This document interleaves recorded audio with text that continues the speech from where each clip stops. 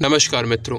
3 नवंबर को अजय बहल द्वारा निर्देशित अर्जुन कपूर की एक फिल्म द लेडी किलर 3 नवंबर को थिएटर्स में रिलीज़ कर दी गई।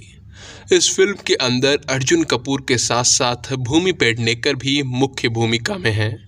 ये राजेंद्र नाम के एक ऐसे व्यक्ति की कहानी है जो कि एक केमिस्ट है और एक विवाहित महिला से प्रेम करता है।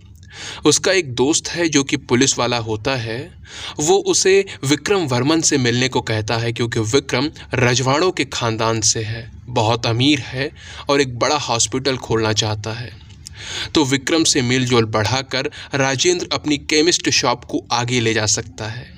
यही सोचकर राजेंद्र यानी अर्जुन कपूर का जो कैरेक्टर है वो हवेली जाता है विक्रम से मिलने के लिए। यहाँ हवेली में उसे विक्रम की बेटी मिलती है जैंसी का कैरेक्टर भूमि पेडनेकर प्ले कर रही है। तो अब हवेली आने जाने के कारण जैंसी और राजेंद्र के बीच धीरे धीरे प्यार हो जाता है। इसके बाद राजेंद्र को पता चलता है कि विक्रम जैंसी के साथ यानी अपनी ही बेटी के साथ कुकृत्य करता है, उसका रेप करता है। अब राजेंद्र और जैंसी दोनों ये निर्णय लेते हैं कि वो विक्रम को मारकर सारा पैसा लेकर भाग जाएंगे। अब क्या वो दोनों ऐसा कर पाते हैं या फिर नहीं कर पाते हैं, और कर भी लेते हैं तो पुलिस से कैसे बच पाएंगे, यही है इस फिल्म की बेसिक कहानी।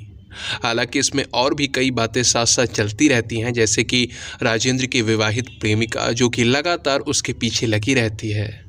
मित्रों, सच कहूँ तो डायरेक्टर ने फिल्म के अंदर बहुत सी गलतियाँ की हैं, जिस कारण कहानी ठीक थी लेकिन फिर भी फिल्म हमें अच्छी नहीं लगती। वैसे मेकर्स ने एक पिता को ही रेपिस्ट बनाया है इस फिल्म के अंदर, ये थोड़ा सा अजीब लगता है, लेकिन फिर भी यदि हम इस बात पर ध्यान ना भी दें तो वे फिल्म के अंदर कई सारी गलतियाँ हैं। एक सस्पेंस थ्रिलर फिल्म है और लोगों को थ्रिल करने के लिए छोटी छोटी बातों पर ध्यान रखने की आवश्यकता होती है। कई बातें ऐसी हैं जिनके बारे में फिल्म के अंदर स्पष्ट रूप से कुछ बताया ही नहीं गया है।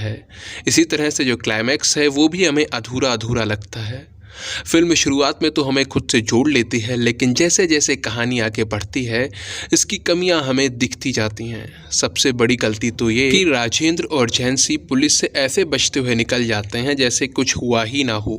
वो लगातार अपने फ़ोन्स को भी यूज़ करते रहते हैं, लेकिन पुलिस को उनके बारे में कुछ पता ही नहीं चलता। राजेंद्र और जैंसी के भागने के बाद जितना आकर्षक इस फिल्म को लगना चाहिए था, इसकी कहानी जितनी इंटेंस होनी चाहिए थी उतनी लगती नहीं। और संभवतः मेकर्स भी ये बात जानते थे कि उनकी कहानी में उतना दम है नहीं, इसीलिए इन लोगों ने फिल्म का कोई प्रचार प्रसार नहीं किया, ना कोई प्रमोशन हुआ, बस चुपचाप रिलीज कर दी गई। और यही कारण है कि इसके पहले दिन मात्र 293 टिकट ही बिके और फिल्म अब फ्लॉप हो चुकी है। जहां तक इसे रेटिंग देने की बात है तो मैं इसे 10 में से केवल 3 सितारे ही दूंगा।